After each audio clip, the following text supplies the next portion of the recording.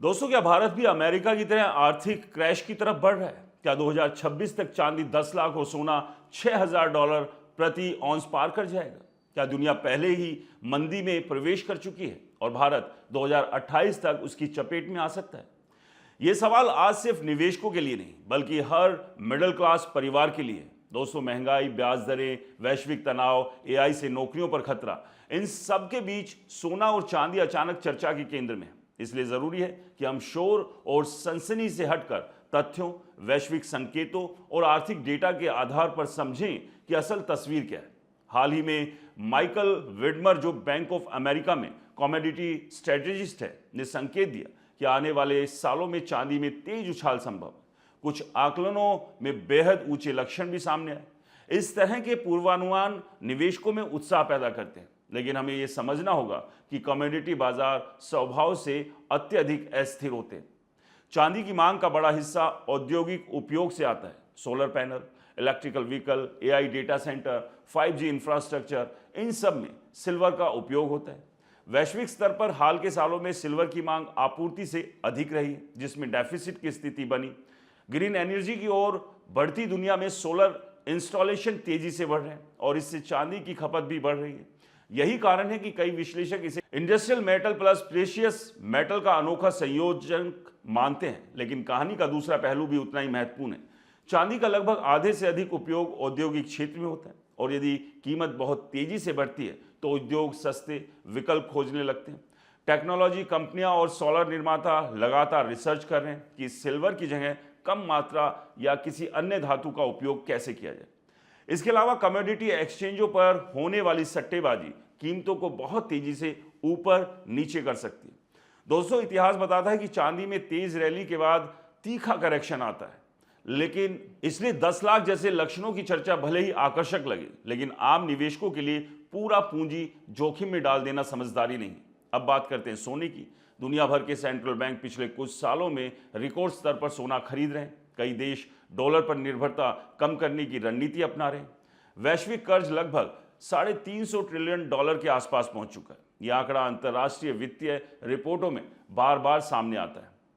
जब कर्ज बढ़ता है तो मुद्राओं पर दबाव आता है, तो निवेशक सुरक्षित संपत्तियों की ओर रुख करते हैं। सोना परंपरागत रूप से सेफ हेवन माना जाता है। भू राजनीतिक तनाव, चाहे मध्य पूर्व की स्थिति हो, रूस यूक्रेन युद्ध हो या अमेरिका चीन प्रतिद्वंद्विता, इन सब का असर सीधा गोल्ड पर पड़ता है। अमेरिका में राजनीति में टैरिफ और संरक्षणवादी नीतियों की वापसी, विशेषकर डोनाल्ड ट्रंप के दौर में, वैश्विक व्यापार में अनिश्चितता बढ़ा सकती है, जो सोने के पक्ष में जाती है।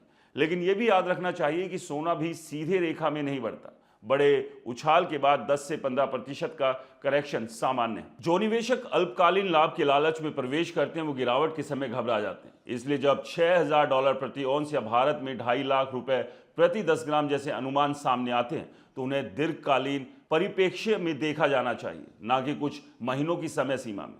अब सबसे बड़ा सवाल, क्या दुनिया मंदी की ओर बढ़ रही है? दोस्तों, यूनाइटेड स्टेट का राष्ट्रीय कर्ज $34 ट्रिलियन से अधिक है। ब्याज दरें हाल के सालों में ऊंचे स्तर पर रहे, जिससे लोन महंगे हुए और बैंकिंग सेक्टर पर दबाव बढ़ा। 2023 में क्षेत्रीय बैंकों में संकट की घटनाएं भी सामने आई।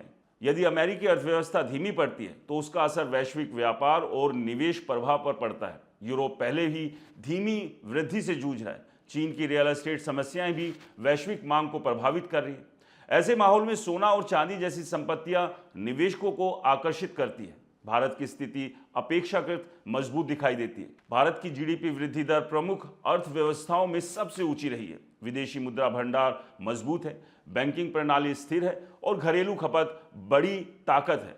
लेकिन भारत पूरी तरह वैश्विक अर्थव्यवस्था से अलग नहीं है। यदि वैश्विक मांग गिरती है, निर्यात प्रभावित होता है या आईटी और स्टार्टअप सेक्टर में बड़े पैमाने पर छटनी होती है तो दबाव बन सकता है। एआई और ऑटोमेशन भी रोजगार संरचना को बदल रहे हैं। Data entry, call centre, basic processing जैसी नौकरियों पर खतरा है, लेकिन साथ ही नई स्किल आधारित नौकरियां भी बन रही हैं। इसलिए ये कहना कि एआई केवल नौकरियां खत्म करेगा अधूरी तस्वीर है। ये बदलाव लाएगा और जो लोग खुद को अपस्किल करेंगे वो लाभ में रहेंगे। तो क्या भारत अमेरिका की तरह क्रैश की ओर जा रहा है? अभी मौजूद आर्थिक संकेतक ऐसा नहीं बताते। भारत की घरेलू मांग इंफ्रास्ट्रक्चर निवेश और डिजिटल अर्थव्यवस्था उसे सहारा देती है। हाँ, यदि वैश्विक मंदी गहरी होती है, तेल की कीमतें तेजी से बढ़ती है और निर्यात में भारी गिरावट आती है तो 2027-28 के आसपास दबाव दिख सकता है। लेकिन फिलहाल क्रैश शब्द का उपयोग अतिशयोक्ति होगी। निवेशकों के लिए सबसे समझदारी भरा रास्ता संतुलन है। पोर्टफोलियो को सीमित सीमा सोना चांदी में रखना, विविधीकरण बनाए रखना, दीर्घकालीन दृष्टिकोण अपनाना बेहतर रणनीति है। डर या लालच में लिए गए निर्णय अक्सर नुकसान पहुंचाते हैं। आर्थिक चक्र चलते रहते हैं, उछाल भी आता है, मंदी भी आती है, लेकिन धैर्यपूर्ण निवेश ही आपकी असली सुरक्षा कवच है। दोस्तों, आपको क्या लगता है, सोने चांदी भविष्य में क्या रंग दिखाएंगे?